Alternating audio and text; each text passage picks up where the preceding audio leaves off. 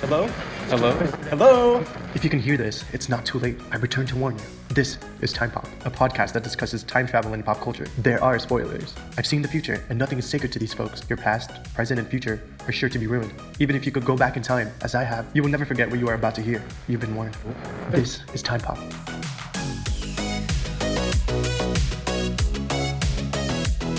Welcome, Chrononauts, as we guide you through the experience of time travel using pop culture as our naked singularity. You're a naked singularity. We will be your... Thank you, Scott. I appreciate that. We will be your constants. I am Dez. And I'm Scott. And this is Time Pop. Happy New Year! Ba-doo, ba-doo, ba-doo. Those are my fireworks sounds. Boo, boo, ba-doo, ba-doo. 2024. So let's see. So we started this podcast in 2019, I think. Those were the days. So we went. I think at that point we split in two, and we went back 5 years and forward 5 years. Oh. So this is the year of our singularity. Yeah, naked singularity. naked. That's how I like my singularities. So I watched this. I went through this pretty quick. It took me about 3 days, maybe 4. Not very many sittings though. Like it was like 2 episodes. Yeah. I think just two. Now that I say it out loud. And then today I didn't take any notes. I'm like, if I'm gonna get through this, I can't take notes. Like I'm sure this is interesting, It's but a full series. yeah, this is 8 hours of television. If I pause at all, So then today, as I was kind of sitting here, I'm not feeling very good. I'm sure you guys can all hear it in our voice. Scott and I are shaking off 2020. I saw this entire series either with my partner or myself under the influence of COVID. This was like our saving. I am currently under the influence of Dayquil. Yeah. So this is the most stoned I've ever recorded this podcast. Like this is... Who knows what's going to come out? I know. Maybe some phlegm. I think my hair's even growing a little bit. Like I got that good shit. Yeah. And so then today, while I was kind of sitting here getting ready and like, I just don't feel like actually doing any work, but I wanted to be ready to podcast. I'm in the office. So I've watched the first 15 minutes of every episode this morning just to kind of like go, interesting. Oh yeah. Because this... Did you like it?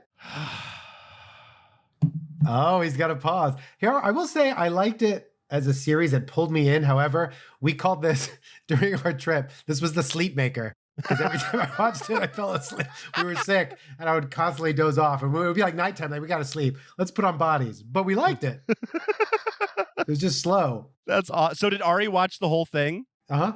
God, I fucking... We need Ari for this. Ari, come back. We need your... I need it. So wait, I asked if you liked it. You paused. That's another reason why I wanted to watch some more of it, because I enjoyed this so much. Every episode was really cool and really intriguing, and I think they fucked up the ending, but I don't know. Okay. And that's what I need to talk about. Did they fuck up the ending, Scott? Well, if you talk to me, I'm a firm believer in certain things. Absolutely did they fuck it up. I think it does not make any sense at all. And we'll get into that in a little bit. I have certain beliefs that comes up from time to time. And they like the whole thing of what this stands on, they fucked up with their ending. Absolutely. Yeah. But so we can't, this is way too complex to get into the full premise of what happened in the series. So, hey, everybody. Everybody. We watched. Yeah. Oh, yeah. This is because we're high on medication, folks. We watched Bodies, the limited Netflix series, 8 hours. Again, like I said, we'll talk about how it ends at the end, but it plays really, really well. It's basically 3 period dramas going on at the same time. There is 4. You're right. 4. 1890, 1941. 2023, 20. I kind of skipped over it. Sorry, I was trying to go through this in order. To our European audience, I apologize because you probably know all of these people and how awesome they are. Everybody in this show works their ass off, and I don't know who any of them are. So, Let me see. Yeah, starring, I'm going to butcher all these, Amika Okafor, Kyle Soler, Shira Haas, Jacob Fortune Lloyd, Tom Mothersdale, Greta Scacchi, Stephen Graham, Sonova Carlson. It goes on and on and on. Again, people I've never heard of. I hope to see more of them because they're all amazing. Directed by Marco Cruz Paintner and Haolu Wong. And this was, I didn't realize until just today, this was based on a DC comic, or a Vertigo, graphic novel, which I can see why graphic novelly,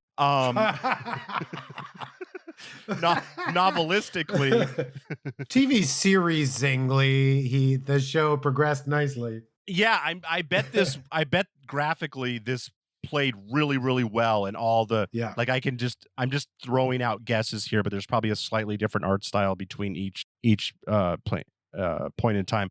So we're just jumping back and forth between these 4 timelines as they solve the same murder. Right. The same one naked dead body appears, the same body appears in all these timelines. And that's, there seems to be... in the exact same place. Yeah. With the exact same wound. Long Harvest Lane. Right. Long Harvest Lane. Yes. And each one has its own detective following the case. And we'll stop beating around the bush. The bullet did not time travel with the body. Right. So that's why the dead body mystery is so big. He's obviously been shot in the eye, but there's no bullet. Yeah. And he does survive. Got a scar on the head, and he's got 3 lines on his wrist. Yes, and he does manage to survive. He is not found dead in 2053 and is taken to a future hospital to be kept alive. Yeah, really interesting, and it's only it's a limited series. It's not going to go into more. It's just the one series, 8 episodes to tell the story, which is nice. It's refreshing. Tells the whole story that it needs to tell. Yes, very European, very BBC. America would have left us with a weird cliffhanger just in case it did well, so they could tack on a second season that made even less sense than this one. But this would be cool. I could definitely get into a series of series like this. Yeah. Of some kind of a mystery that's concurrently taking place in different time zones. So it is, I think I said it out loud, 1890, 1941, 2023, 2053. So we start in 2023 just because that's where we are, and it's easy for us to all kind of like settle in and figure it out. And our main character detective in 2023, there's some civil unrest going on, and they're there just to kind of keep the peace. Nothing major, but she sees someone with a gun. She chases him down. Who the fuck? In every timeline, there's a who the fuck. And what do you mean? There's a who the fuck? Who the fuck is this kid with the gun? All he does is lead us to the person we actually need to follow, but we spend a lot of time on Saeed. And did I miss something? Is he important to the overarching story? No, he just connects it. It's just a mystery, and he's the first. He connects it to the boy. But why are they? It's a mystery, right? You can't give it away. You got to find the thing that takes you to the thing that leads you to the thing. I guess so. Yeah, and I guess they met I don't know, because they seem to be kind of up to no good. I mean, Saeed has a gun, and he's connected with this other kid who's our main guy that we're going to follow, and they're troubled youths. Like, what are they doing before this huge story unravels? Are they gangbanging? Are they on drugs together? I don't know. It's not important. I know it's not important. That's why it's... They were playing Kaboom on Atari 2600. In 2023, that makes sense. I think what I'm getting at is this probably could have been a 6-episode series. I mean, they're covering 4 timelines. I know. But it's a mystery. One thing leads to another thing, which leads to another thing. So then in 1941, we have the Yiddish girl. Uh-huh. It becomes that classic story of like the rough guy that doesn't care about anything, but then some girl comes into his life, like Man on Fire or The Professional. And then it's all about this girl. And then they find like their I don't know, their balance, their ethics. Their humanity. Something to care about, their humanity. Yeah. That's what that story became about. And then we've got the 1890 story about this the classic in the 1890s. This guy's a police chief who's married with a kid, secretly gay, and they get into that his kind of longing that he won't allow himself to do. And he gets wrapped up in a whole big pile of shit. Yeah. Yes, he does. And the mother and daughter, his wife and daughter, look exactly the same, right? they could have been twins. It was so confusing. Right. Ari and I were like, why is he talking to his wife? Like, oh, it's his daughter. Yeah.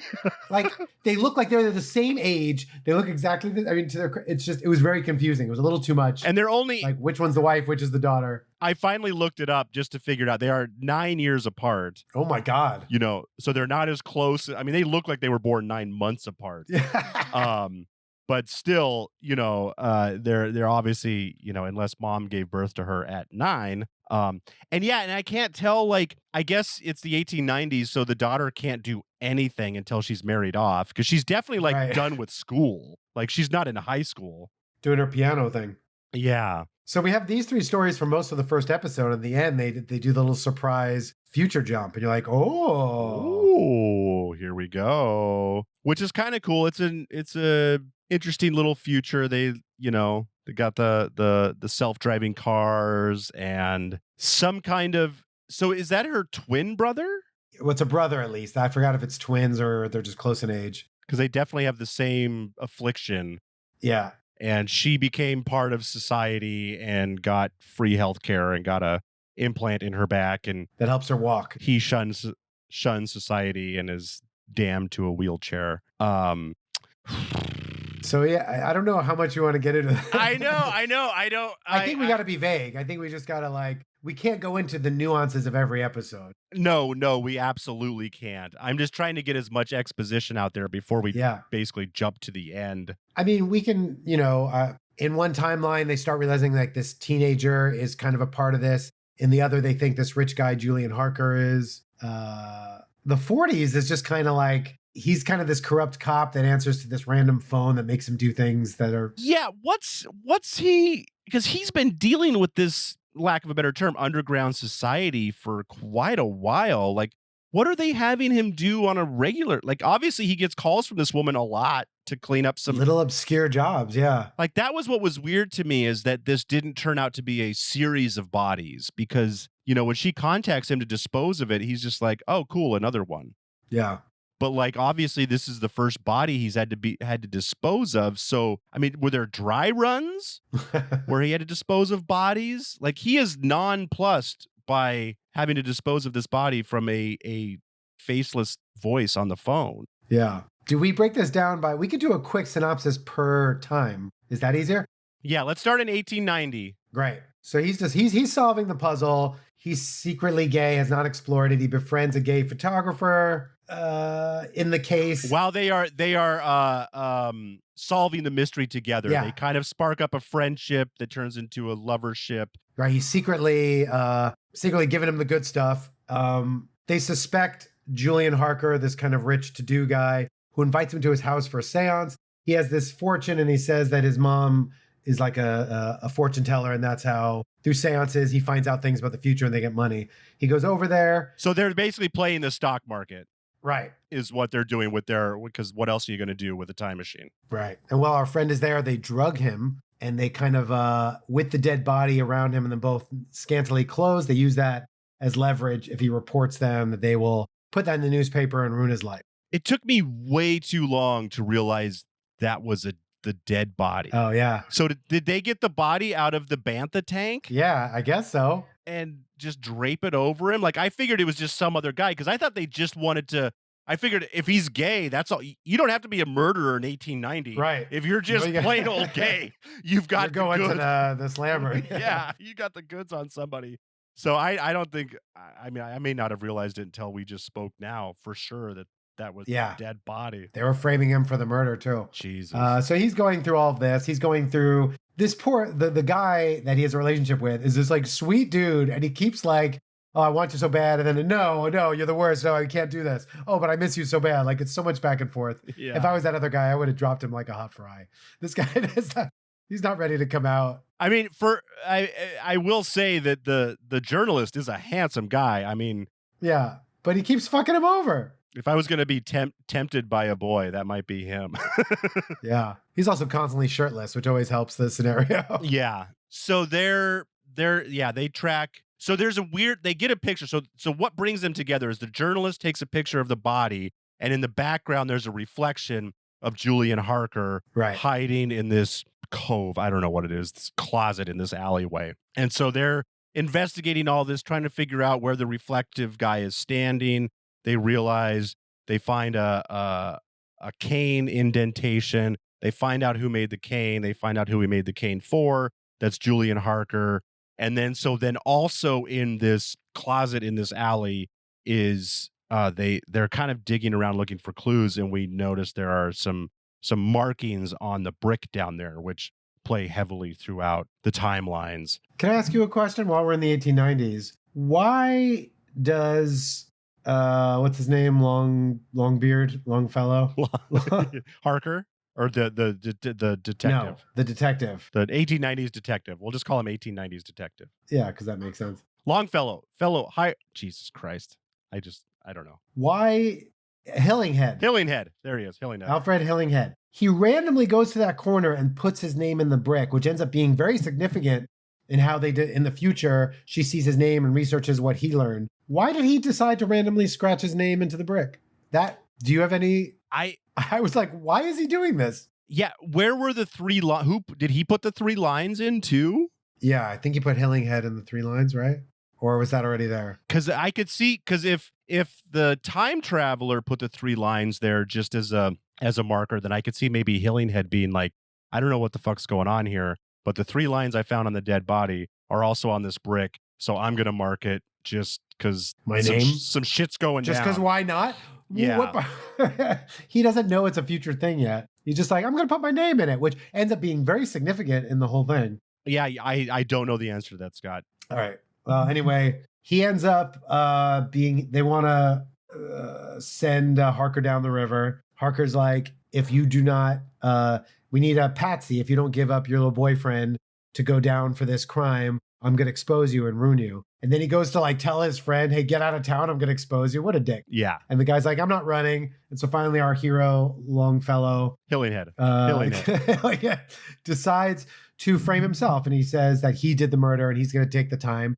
Before he does that, he goes to his wife and comes clean about being gay, which in retrospect, he didn't need to do. He could have just went down, spared her that, whatever. Yeah, I think he wanted her to know that it wasn't her, because she knew something was up. Yeah. And I think he just wanted her to be able to move on knowing that she's fine. He's just confused. Right. So he ends up going to prison. What he doesn't know is that Harker had been wooing his daughter and ends up marrying her.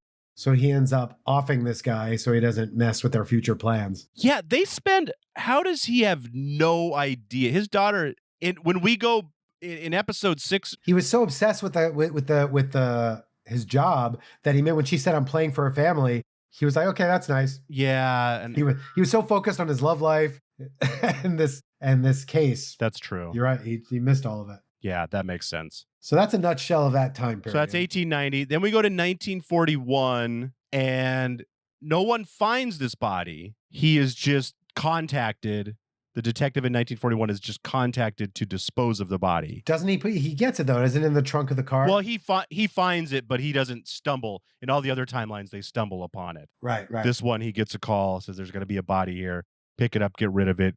It's 1941, so Germany is bombing. Is this Britain? I should probably know that by after 8 episodes. It's London. It's Whitehall in London. Yeah, and so they catch some shrapnel from some of the... Oh, he's being followed. That's right. No one likes this guy. Jewish. Yeah. And no one likes him. So who's I forget what they call. Who investigates the investigators? What do we call those people? The CI. The CI. Oh my God, you and I are so brain dead and sick right now. The CIA. Internal Affairs. CIA. Internal Affairs. The IA.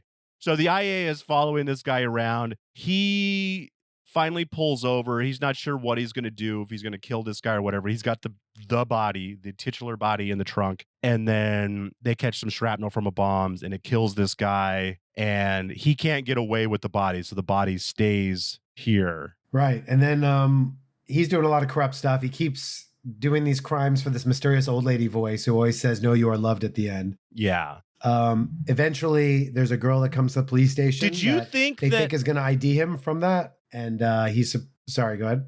did you think that? So they go. They're investigating because there's. I don't remember what they think they're investigating, but the cars are still there. The original cars that he had the body in, and the internal affairs guy are still under the shrapnel. They go to investigate it, and when they unlock the boot, did you think the body was going to be gone? I was surprised that the body was still there. I don't know why. Whether the old lady called someone else to come dispose of it or whatever.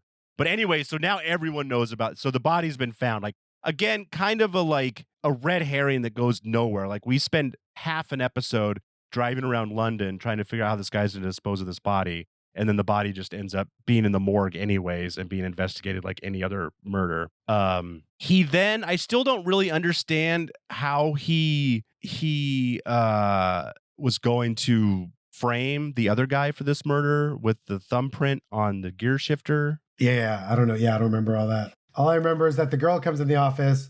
They're concerned that she's going to out our police officer. And then in Yiddish, she kind of tells him, "You give me money or else I'll turn you in." And so he like reluctantly agrees to it. And he goes, he's told by the mysterious phone number he's got to kill her, so he's not ID'd. So it's a clean case. And he can't do it. So he hides her out in the apartment, gets a little bit attached to her. She's a little pesk, but he kind of grows fond of her. And then like there's a giant attack, a giant bombing, and he plans on, yeah. There's a full moon that night, so it's open season for the Luftwaffe. Yeah. As they say. And then he's going to send her to Ireland or Scotland or something, to Scotland. And then he considers going with her. And maybe go with her. We never get there. But again, he's catching, he loves this little girl and is maybe thinking about getting away from this life and raising her in Scotland. But they're hanging out in a bomb shelter one night. Scott. And he allows this old woman. Yeah. Where were you? Edinburgh. 2 weeks ago. Yeah. Yeah. I didn't go to Inverness. That's where they were supposed to go. Yeah. So the old lady, they let her through in all this chaos. They get followed by a police officer. When he goes to deal with them, he goes to the old lady, be like, "Can you just watch her?" And she said, "Sure." And she gives the girl some chocolate. He deals with the police officer, gets stabbed in the process, kills him, comes back to find out that old woman had poisoned the girl. We find out that the old woman is the same voice that's on the phone and is the daughter of our 1890 good long-head. Good fellow. I don't know why I can remember this. Hillinghead. Hillinghead, yeah. It's Hillinghead's daughter. The daughter of Hillinghead. In the 40s now, as an older woman. The wife of... And then after that, he ends up just going on this kind of revenge spree. After they kill her, he just wants to kill everybody involved. Yeah. Essentially. And the police know he's corrupt. And at this point, doesn't even care that he's going down. He just wants to take the bad guys down with him. So he goes and takes... So Julian Harker is Mannix, is... What else is his name? Elias, Mannix, Harker are all the same person. Let's just get that out in the open right now. We'll save you the mystery. And then, so then he goes, our detective who just lost the girl, goes and kills Mannix. And her. He kills the woman and Mannix. Well, yeah, he tries to. He goes to take the woman down, but he kills Mannix. Oh, that's right. You're right. He does kill him. You're right. Yeah. And then he ends up getting hung or something like that. I have to go pee real quick, and then we will jump to 2023. All right. Welcome to our urination break. Today's urination break is brought to you by Chock full of Nuts. That's right. Your favorite coffee, chock full of nuts. Ground up Sumatran blend to start your morning in the Sumatran way. Enjoy a high dose of caffeine and diarrhea. Want some more Time Pop? Go to patreon.com/timepop. Please like, subscribe, and tell a friend about Time Pop.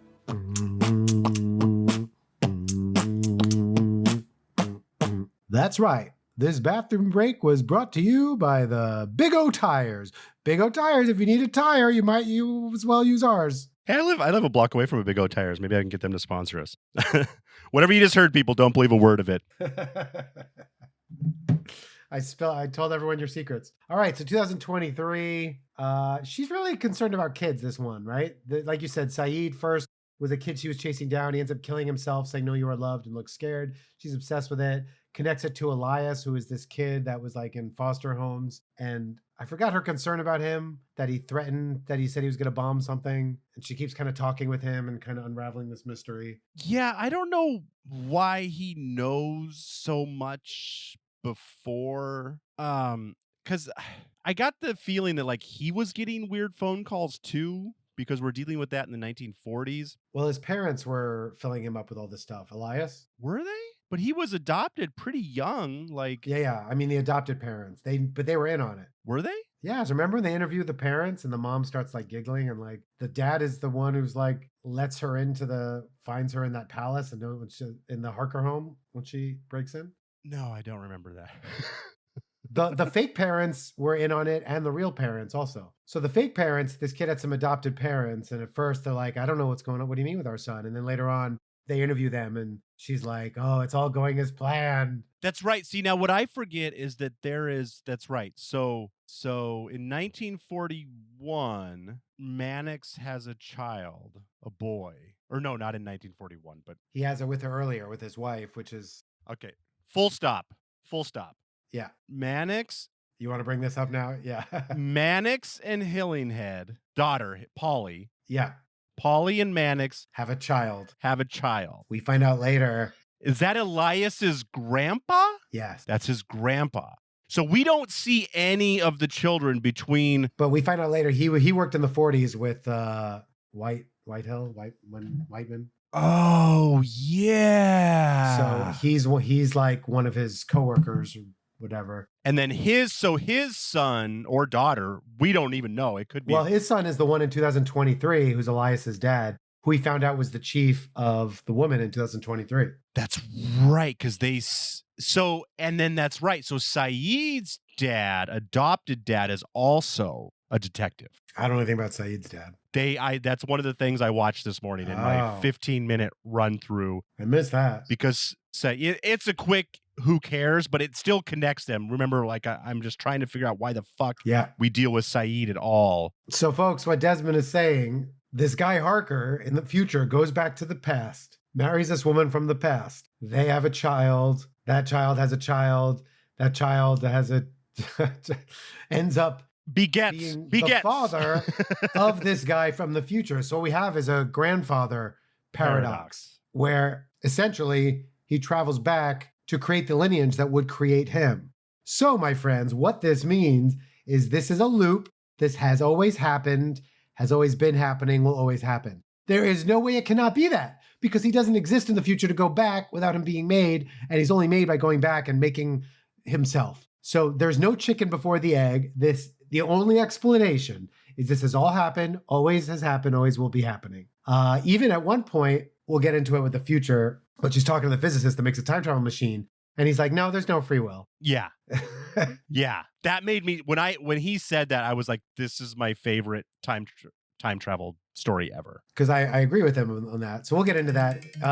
In 2023, I think she gets more done than anybody else. Yeah. She sees the Hillinghead thing written in the bricks. She finds out about that story. She realizes that this happened in 3 different time periods, right? She's got the benefit of being above the other 2 time periods. So she links it all together. She realizes it's through all these. She realizes that it's Harker and Elias are the same person, all this stuff. She gets the most done. Yeah, this is our linchpin. Yeah. Yeah, like this is the center of our wheel is 2023. Yeah. But they keep telling her she's going to help this all happen, this future. Yeah. What we find out is that this kid Elias ends up setting off a bomb which destroys most in 2023. Most of London. But because of that wreckage, this guy comes up, which is Elias, which is Mannix, to make this new quote unquote prosperous future. So they use, and all these people in his cult throughout history are trying to help make this happen. She ends up researching it, finding the kid's dad being kind of locked up in the Harker house. And then she's kind of just chasing Elias down and trying to prevent the bombing. But of course, that's always a part of it. She tries to help Elias find his long lost actual birth mom, but the birth mom won't see him. So eventually that sets him off enough to set off the bomb. In a nutshell. They basically, like, the only way this works is if Elias is helpless. Yeah. Like, that's why he does it, because no one loves him. He's been rejected. No one loves him, right? He wants love. And that's why he creates this future to know you are loved. Like that's the whole mantra of the future is Right. know you are loved. And the record tells him he will find love. And these records we talk about, people, so because it's 1941, MP3 players don't exist yet. So he has a record recorder, a wax recorder next to him. Vinyl, yeah. And so he's recording all of these. And there's at least 256 of these. To all the different people throughout, yeah. Who's distributing these to the right people at the right time? Okay, we're going to just fucking get into this. I can't stand it anymore. This is how you fix this story, okay? I'm going to tell you how to fix it, Scott. Okay, tell me. I'm all ears. Well, actually, first I have 12 questions to ask you. So why is the body the only one that splits in three? Oh, he realized that about the singularity. He knew about it. So I think he kind of, he kind of chose to do it, right? He had that moment where he stood there and like kind of made it happen, supposedly. Shut up. That's how I'm taking it. He kind of made the effort to do so because he knew about it. The other guy just went back, just dived in there. So at the end, do you want to get into 2023 or you want to just get into it? No, we should just finish this. I won't forget this. So anyway, the bomb goes off in 2023, blah, blah, blah. I mean, now we go to the future. She's a police officer. She blindly believes in this guy. Her brother is like this revolutionary who says like, fuck the system. I don't trust it. But, she ends up getting hired by Mannix directly to be like, to investigate this and investigate the scientist that is the same guy as the body. She finds a scientist. He's alive. The same body that appears there. She meets him and she's like... And the body is still alive too. Oh, yeah, that's right. Because of the future technology. Yeah. So she meets him. She takes him to see himself, his own body, like dying, which freaks him out. He wants her to like help protect him. They end up having a date. Did you not think that he went into cardiac arrest because he came in contact with himself? No, I think it was the bullet. It never occurred to They didn't seem to do that as a penalty. But he was fine though. I mean, I know this doesn't the reason I bring it up is right, I hear what you're saying. Because there's no continuity because later on Sahar hugs her. Weren't they watching the body for a while before it freaked out? When he took a few steps towards it, that's when he went into cardiac arrest. Huh. Interesting. And then later on, Sahara hugs herself and nothing happens. So obviously there isn't that, but... There's no penalty for seeing your past self here, friends. But they really should. There really should be, and they really kind of painted it that way, I think. Because they should have had them leave the hospital and then say, like, by the way, your body died. Instead of having... Because he took 3 steps towards his body and then went into cardiac arrest. Like, yeah. What else are we supposed to think? Yeah. Okay, go ahead. So she has a date with him. They kind of get into each other and like they're having a great date. He realizes that she's like really buys into this system, that she doesn't realize that there's something wrong with the setup of their basic government and society. And he tries to make a run for it. She captures him, but finds out that her best friend neighbor is also part of this conspiracy against her. And then they explain the whole thing and that this guy knows about time travel and it's possible. Who built the throat? He did. Who's he? The scientist? Yeah. But he said, I guess he just lied. At some point, I think he literally says, like, I don't have one yet, or I haven't built it yet, or no, one hasn't. Anyway, they take her to prove to her that this thing exists, that it works. They try to tell her their point. They're like, dude, this guy you're working for went throughout time and he made this happen and he made an explosion happen. Give her all this evidence. She's like, I don't buy it. And she rats them out and their crew comes and then Mannix arrives there. And this is how this happens, right? He wants to go back in time. He makes the guy set up the time machine for 1890. He gets shot by what's her name in the process in the leg, which is why he's got the limp. And of course, technology doesn't have a lot. I would have gotten that fixed in the future before going back. But oh well. Yeah. And then he goes back. The scientist, she realizes things are fucked. The scientist is like, I'm going to go back and stop him. She shoots him in the eye. But again, the bullet goes off because of the time machine. And he ends up kind of splitting. He tells her about the singularity, that this thing can split and go forward and backwards in equal amounts of time. Yeah, that's how time travel works in this, people, by the way. Well, I don't know that we know how it works. Or you can do that. There's a Deutsch particle, but it definitely like... But has it go into 4 times then? And that's what I don't understand. Like, they should have all split in 2. Like, they explain that that's how time travel works, period, is by splitting into dual particles. So every single one of them should have a doppelganger. Well, there's 4, so maybe she did, because he does go back in the future again. So actually, But all of them, yeah, Mannix, there's one split between 1890 and 1940, and then there's another split between 2023 and 2050 or whatever. Maybe there's 2 splits. I don't know. well, that's fine. That's fine. But then Mannix should have a whatever 2053 minus 1890 plus 2053, Yeah. they should all have doppelgangers all the time. Why is the body fully doppelgangered in 3 different timelines, 6 different timelines, and everyone else just simply goes back in time? Blip, blap, no problem. Well, no, because what's her name? The future woman does split, as we find out at the very end. She went to 1890 and she also ends up in 2023. Remember? Because she's the cab driver at the end. Oh, that's right. So future girl, future police officer. She goes to 1890 at the end, and we'll get into that. But the very last thing you see in this movie is police officer in 2023, and the cab driver is future woman. So she clearly split herself. Yes. Anyway, in the future, she realizes she did the wrong thing. She feels bad about it. She misses her scientist boyfriend. However, they failed. Everything happened as it was supposed to happen, as it always happened. And that's where this should have ended. But instead, she realizes, like, wait, he split. He's actually coming back in this future also. And he does come back. And then they're like, well, how do we stop this, even though it already happened? And then they come with the idea of, like, he said he had these doubts. The guy that I talked to in 2023 had these doubts. What if we went back and planted these doubts in his head? So, and then they go back in time again. So future woman goes back to 1890. Future woman goes back in time. Her doesn't think about it. Implant doesn't go with her. Right. So now she can't walk. Not a lot of help. Poorly developed. And she's arrested because she's naked. She's naked and crippled in 1890. So you're basically a criminal. Coincidentally, just out of luck, ends up in the same jail cell next to Hillinghead. Didn't plan it that way. It just sort of worked out, because if it didn't, how else would she have communicated with anybody? Yeah, well, because she asked to speak to him, but of course he was like, I got other things to do. And then, of course, the story progressed. Oh, that's right. To, there was an easy way for her to communicate with someone who was at the jail cell.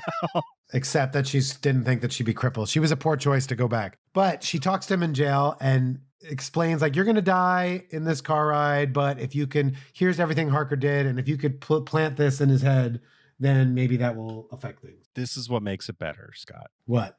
Again, we've established that time travel you split into at least 2, if not 3. So for whatever reason, the body, let's just say that the body is showing the blueprint for how this time travel works. For whatever reason, it sends you to these 6 timelines. It sends you to 3 timelines. 6? Well, it sends you to 3 timelines, but then there's your doppelganger, because that's how we find the body in the future. Because remember, it goes 4 days back. 4 timelines. Yeah. And 4 days forward. So in 2053, he goes to 1890, 1941. Oh, you're right.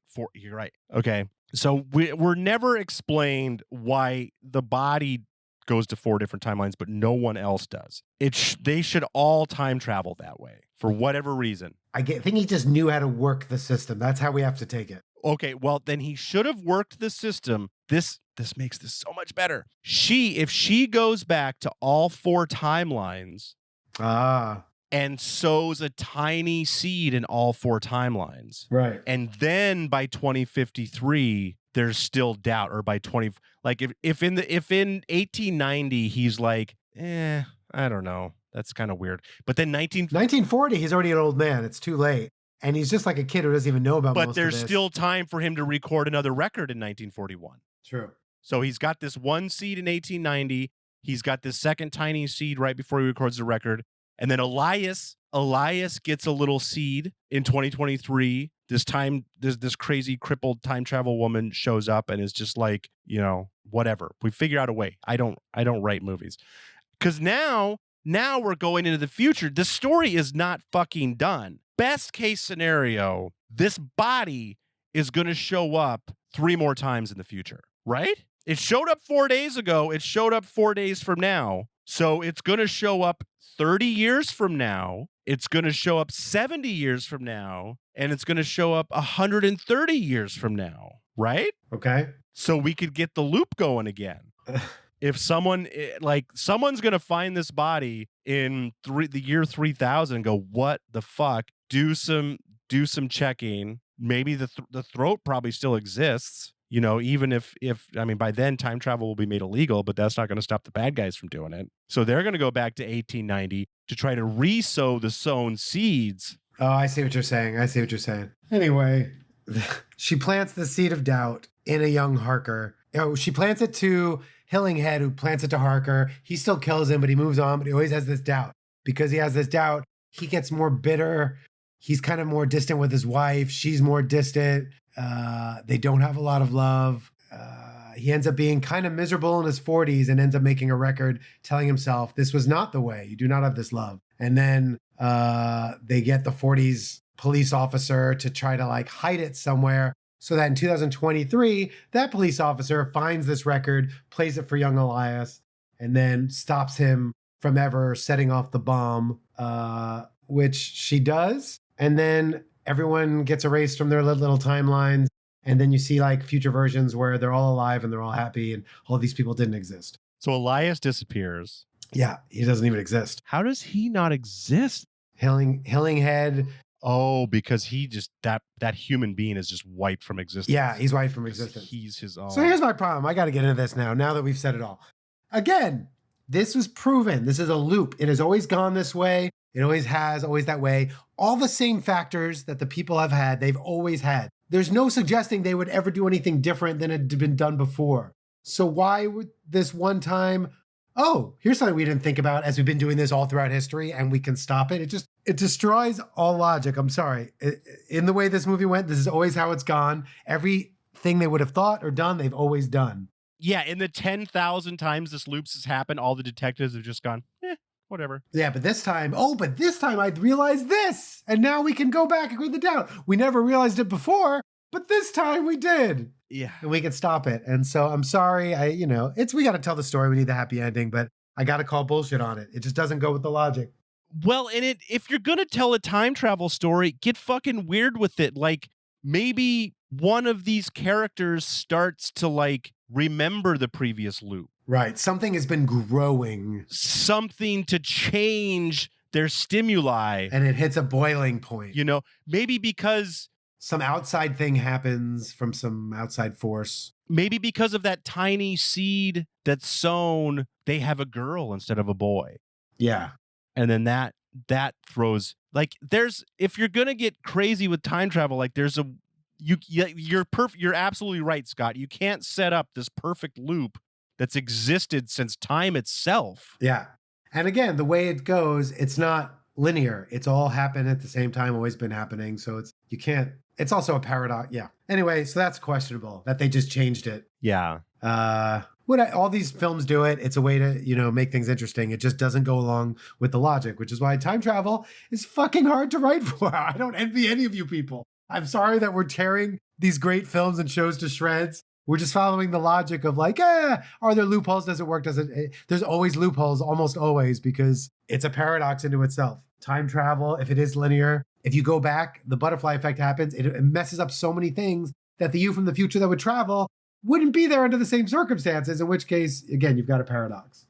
Yeah. And it just same thing. Like, I don't envy anybody who's telling these stories, but you have the benefit of being able to figure it out before you start filming. So it's like, I always say this, and I'm going to say it again, like so many time travel movies, I feel like the writer forgets they can go back to the beginning and change a few things to make the end make more sense. Like, no. You can edit it. You can change scene 1 to make scene 8 make sense. You have the benefit of that doubt. They should hire us as consultants, and then we'll be like, no, it doesn't work. No. And this is a perfect example of why we are just terrible people for pulling on all these threads, because the average person who just wants to see a happy story It's like, oh, the bomb didn't go off. And then we're like, it doesn't make sense.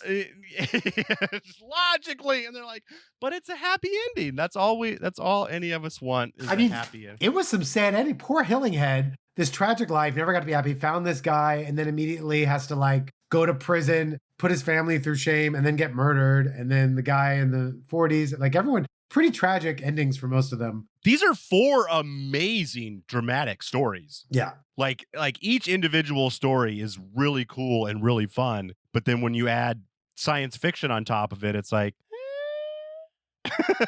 yeah, big project, right? Big project. Any show is hard and expensive to do. They got to do 4 different sets, timelines, outfits for 4 different time periods. That's a noble project. So yeah, cool show. One of the better shows. I mean, a Dark also is exceptional. Yeah, I put Dark above this because of the mind fuckery of time travel. We still need to do that. I've been putting off watching Dark until we talk about it because I'm just like, I know it's one of those shows I watched the first 3 episodes. I'm like, this is great, and I need to save it until I can watch it and discuss it immediately. Oh yeah. But what I'm now excited for is season 2 of this limited series where we see the 3 timelines in the future because it has to. There's no season 2. There has to be 3 more bodies in the future. Desmond's so stuck on this. I am because it's inconsistent. I think he knew how to work the system. That's how we have to take it. He's like, I'm going to split myself. I know. He just thought it. But he didn't press any buttons. He just I know. I get it. It's not perfect. So the time travel device was a quantum thing, I believe, again, right? Oh, absolutely. Yeah. Deutsch particle, quantum nakedness. Yeah. but fuckery. So there you have it. It's not the most complicated, but I mean, everything for their story checks out with itself. They had to think a lot about how everything weaves into it, and that all checks out. The one thing that doesn't check out for us is that they were able to change this loop out of nowhere. But yeah. Besides that, well thought out, well done. So well made, so cool, so fun. The way they jump back and forth. They split the screen sometimes so you can see basically the same scene taking place in 2 to 4 timelines. A cool future. Like they didn't go crazy with the future. Just, a lot of neon, a lot of really, really tall buildings, a lot of super futuristic cars. Very cool. Hey, you want a little more time pop in your life? Head on over to patreon.com/timepop. And if you have just enough time pop in your life, open up your app while you're listening and give us 5 stars. Maybe write a review. Nudge the person next to you on the train. Thank you for your support. Anything you do to get the word out about time pop ensures that there will be lots more time pop in the future. This was a unique take on time travel, right? We haven't seen this same thing appears in 4 different timelines and it's the same thing. I mean, the time travel aspect we've kind of seen, and we've even seen grandfather paradox, right? There's like an element of predestination in here. Yeah. Unique story. Well done. Yeah. I don't I know I always say this and then I figure out some way to ask it. Like, I don't know if I can ask how we would use this. Cause like, would you go back to several time periods to try to stop? It's this one-way ticket. Because it's definitely a one-way trip. I mean, it's the same as always. I think this would not be a vacation. You just do this if you're trying to save the universe. Yeah. Because we don't get into what if I can't even remember the guy's name now. The guy, the body, whatever his name is. I mean, what if he's alive? What if he goes back to 8 timelines? Defoe, I think. Defoe, yeah. What if Defoe lives in 8 separate timelines? What the fuck? Does he do his memories jump around? Oh, that's something that this does too. Like when the seeds are sown, the people in the future start to get the new memories. Which was kind of. Oh yeah. It's a good example. They actually show that they remember things, right? Yeah. Because you see like Hillinghead, he kind of like seems like he remembers. He's like, wait, how am I here? And then he sees his boyfriend friend. It seems like they remember, which also doesn't make sense. No, because they died and they weren't. If you want to say the ones who actively did this remember, that's fine. Like the girl from the future remembers. The woman in 2023 remembers. Yeah, they needed to show, like, even if it was just really, you could do it in literally 1 minute, a fast forwarding of the next timeline where all of the new stuff is happening. Yeah. And then we still end up where we are. Yeah. yeah, I guess, yeah, with a one-way trip. And this is it's weird. Like when they show the detective in 2053, when they show her the time machine, like she's kind of steps into it and starts to split, but then takes a step back and throws up. Right. It's basically it's a particle splitter, and that's the one thing. Like it's weird. They talk a lot of science in this. They try to set they try to sow our seeds for believing that this can happen.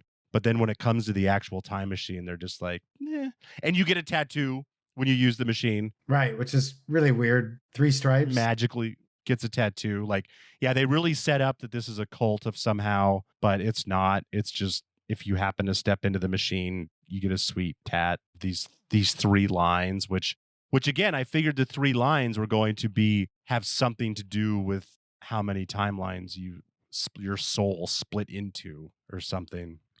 I don't know. I highly recommend watching this. I know we're kind of bitching about the final science of it. But it is such a well-made 3-4 period dramas all weave together. That it's really cool.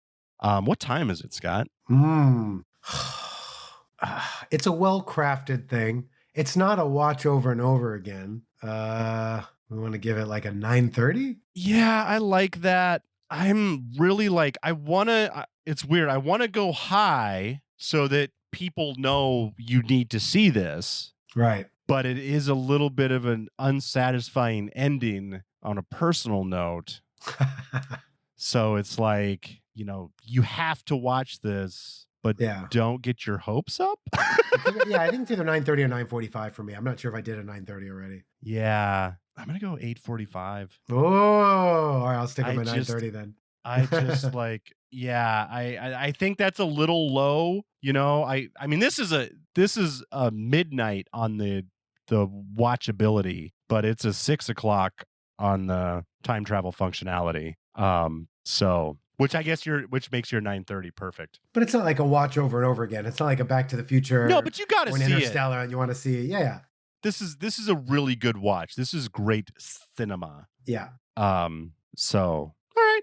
Scott says 9:30. I say 8:45. Thank you so much for listening. I'm gonna work on some new outros going into the new year. Everyone, welcome. Happy New Year. We're gonna be releasing a little bit less often for a little bit.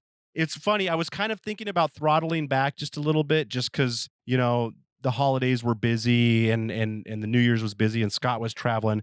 And now I'm coming out of a major cold and I might be in the middle of a family crisis. I don't know how high the scale of this family situation is, but I might have to do some traveling soon. So basically what I'm saying is that my soul future traveled and saw what a shit show January was going to be and told my December 23 self to maybe pull it back a little bit. And I was like, I don't know why I'm pulling back, but this feels like the right thing to do. And now that I'm in the shit, it's like, oh, this is why I needed to throttle back. So it's gonna be an every other week release for a little bit until we can get caught back up a little bit. We will continue the Patreon. We'll have Inception for January is going to be our Patreon. Whoa! And our next episode will be on Manadu. Usually I'm not so brave as to say what we're doing, but Scott has already watched these movies, so I cannot go back on it. I got extra credit.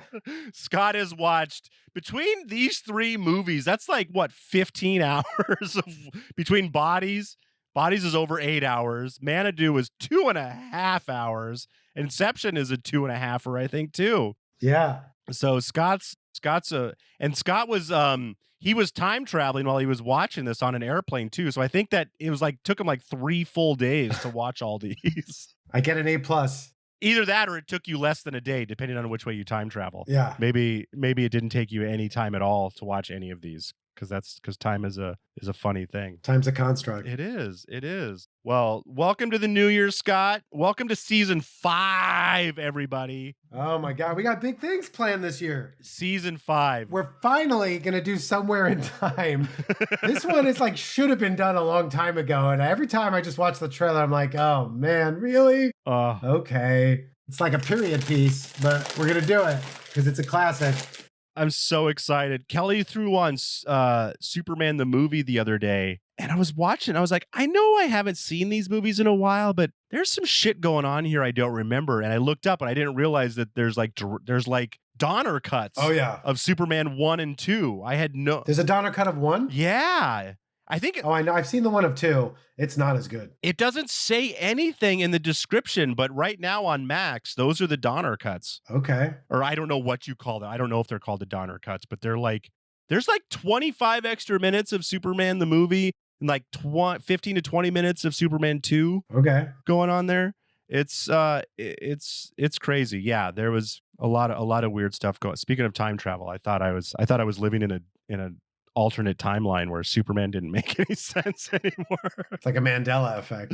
Totally, exactly. But yeah, stay tuned, everybody. Please, yeah, if there's any holes, if there's any other holes in our watching, like you're like, how the fuck have you guys done 5 seasons of this, over 100 episodes, and you haven't done fill in the blank? Get at us at timepoppod@gmail.com. That is timepoppod@gmail.com. I said I wasn't going to do this, and here I am doing it. Please rate, subscribe, tell a friend about this great show, and check out our Patreon. Like I said, we got Inception. I'm doubling up on the Patreon just because we're doing great stuff with our Wheel of Time Patreon too, and I just want you guys to get all of your money's worth. So there's 8 episodes on our Time Pop Patreon right now, between our fantasy movies from Wheel of Time and our mindfuckery movies of Time Pop. Do yourself a favor, throw down $3, get 8 fresh episodes, just like that. Fresh. Boom, and then you're in prime position to you're in timeline prime to get all the upcoming Patreon episodes every month.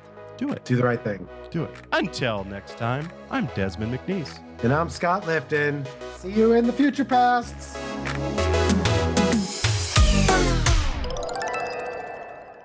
I got to see you at some point. I got a souvenir from Back to the Future, the musical, for you. Oh, fuck. Okay, I got to go before we get into that. We need a whole episode just talking about that. I can't believe I forgot I've been talking to you. It doesn't have to be a whole episode, but we definitely need to dedicate a chunk, even if it's just... You don't want me to just talk to you about it? Oh, no, we got to put it on the air. Okay. Yeah, this is Time Pop. We talk about time travel shit. You did some time travel shit. Yeah. We got to talk about it. Yeah.